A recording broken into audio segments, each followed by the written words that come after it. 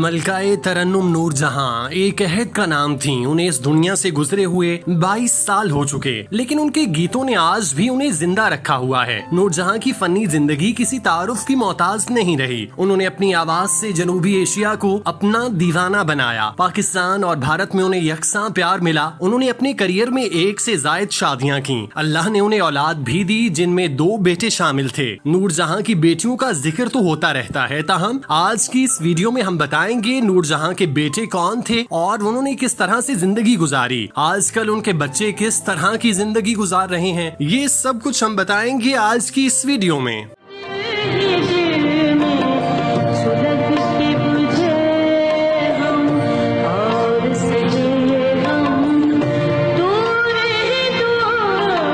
मलकाए तरन्नुम नूरजहां ने 1942 में उस वक्त के नामवर हिदायतकार और तदवीनकार सैयद शौकत हुसैन रिजवी से शादी की। जिले हुमा 21 अप्रैल 1944 को पैदा हुई। जिले हुमा अपने दीगर भाइयों अकबर रिजवी उर्फ अक्कू और असगर रिजवी उर्फ अच्छू से छोटी और नूरजहां की तीसरी औलाद थी। मलकाए तरन्नुम नूरजहां अपने दोनों बेटों से ज्यादा अपनी दुख्तर जिले हुमा से मोहब्बत करती थी और उनका ज्यादा ख्याल रखती थी। लेकिन मलकाए तरन्नुम नूरजहां ने अपने बेटों की परवरिश में भी कोई कसर नहीं छोड़ी थी। जिले हुमा और उसके दोनों भाई अभी कम सिन ही थे कि नूरजहां और सैयद शौकत हुसैन रिजवी में इख्तलाफात पैदा हुए और नौबत तलाक तक जा पहुंची। बवक्ते तलाक सैयद शौकत हुसैन रिजवी ने शाहनूर स्टूडियो के हिस्से पर तहफुजात और खदशात का इजहार किया और बच्चे नूरजहां को वापस देने से इनकार कर दिया, जिस पर नूरजहां ने बखुशी अपने बच्चों को बिलखुसूस अपनी बेटी को पाने के लिए जायदाद के कागजात पर सैयद शौकत हुसैन रिजवी की ख्वाहिश के मुताबिक दस्तखत कर दिए और यूं दोनों हमेशा हमेशा के लिए एक दूसरे से अलग हो गए। नूरजहां को तलाक देने के कुछ अरसे बाद शौकत हुसैन रिजवी ने अदाकारा यास्मीन शौकत से दूसरी शादी की और अपनी जिंदगी में आगे बढ़ गए, जबकि नूरजहां अपनी बेटी के साथ जिंदगी गुजारने में मसरूफ हो गयी। नूरजहां के दोनों बेटे बाप के साथ रहे। चूँकि नूरजहां ने अपनी बेटी की हवालगी के सौदे में शाहनूर स्टूडियो की मिल्कियत से दस्तबरदारी इख्तियार कर ली थी, तो इस इकलौते स्टूडियो पर शौकत हुसैन के बेटों का कब्जा हो गया और उन्होंने इस स्टूडियो के तमाम तर मामलात संभाल लिए। शौकत रिजवी कुछ अरसे तक स्टूडियो से मुंसलिक रहे और फिल्में बनाते रहे, लेकिन फिर एक वक्त ऐसा आया कि वो बीमारी के बायस घर की चारदीवारी तक महदूद हो गए, जिस पर अकबर और असगर हुसैन रिजवी ने स्टूडियो का कंट्रोल अपने हाथ में लिया और स्याह सफेद के मालिक बन गए। कहा जाता है कि शौकत हुसैन ने अकबर और असगर को डायरेक्शन और प्रोडक्शन के हवाले से बहुत कुछ सिखाया और वो अपने वालिद की तरह इस शोबे में कामयाबी के साथ नाम बनाने की भरपूर अहलियत भी रखते थे।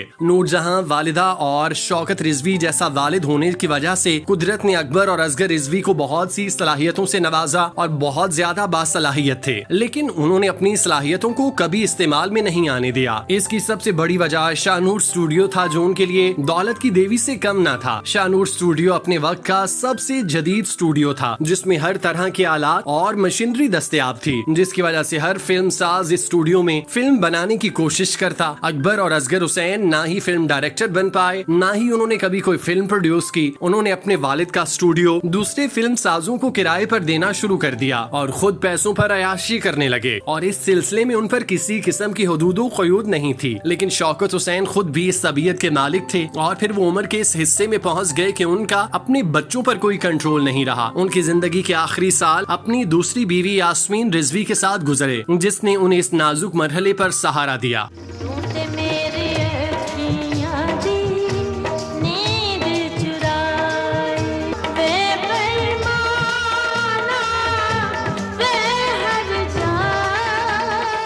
अकबर और असगर हुसैन के बारे में मुबैना तौर पर कहा जाता है कि उन्होंने बाप की दौलत पर अयाशी करते हुए शराब नोशी भी शुरू कर दी थी और कई कई दिनों तक शराब के नशे में धुत रहते और स्टूडियो में रहते। ना उन्हें घर की परवाह होती, ना ही स्टूडियो की। उन्हें बस पैसे से सरोकार था, जिसकी खातिर उन्होंने शाहनूर स्टूडियो की भी परवाह न की, जिसका नतीजा ये निकला कि आहिस्ता आहिस्ता स्टूडियो की हालत खराब होने लगी। कीमती कैमरे और दीगर अशिया चोरी होने लगी। अकबर और असगर हुसैन नशे में गुम होने के बायस सूरत हाल हाल का इदराक करने में नाकाम रहे। उन्हें विरासत में जो स्टूडियो मिला था वो उन्होंने गफलत और गलत मशागिल की वजह से तबाह कर लिया। जब तक उन्हें इस बात का अंदाजा हुआ तब तक पानी सर से गुजर चुका था। तारीख में नूरजहां, उनके शौहर, बेटी और पोते नवासों का जिक्र शामिल है, ताहम उनके बेटों के बारे में किसी किस्म की मालूमात नहीं मिलती, जिसकी वजह यह है कि उन्होंने अपनी जिंदगी में कोई ऐसा काम नहीं किया जिसके बायस उनका नाम तारीख में शामिल किया जाए। वो ना ही अदाकार बने, ना ही उन्होंने फिल्मों की प्रोडक्शन और डायरेक्शन में कोई किरदार अदा किया। उन्होंने मरते दम तक विरासत में मिलने वाले शाहनूर स्टूडियो से पैसे खाए और शराब पी और दूसरे लोगों के रहमो करम पर छोड़ दिया, जिन्होंने इस तारीखी विरसे को तबाह करके रख दिया। आज इस स्टूडियो का ये आलम है कि वहाँ वीरानी ने डेरे डाले हैं। कसरत शराब नोशी के बायस अकबर और असगर हुसैन रिजवी जमा उम्री में ही दुनिया से रुखसत हो गए। उनकी वफात के बाद बच्चों में जायदाद को लेकर तनाज़ा खड़ा हो गया जो अभी तक हल नहीं किया जा सका। चंद साल कबल नूरजहां की बेटी जिल्ले हुमा के बेटे और मलका तरन्नुम के नवासे अहमद भट्ट ने अपने मामू असगर से शाहनूर स्टूडियो की अराजी से हिस्सा न दिए जाने पर केस दायर किया। अहमद भट्ट ने मौक़िफ़ इख्तियार किया कि शाहनूर स्टूडियो की अराजी में से मेरी वालिदा का हिस्सा नहीं दिया गया जो उनका कानूनी हक है। अदालत शाहनूर स्टूडियो की अराजी में से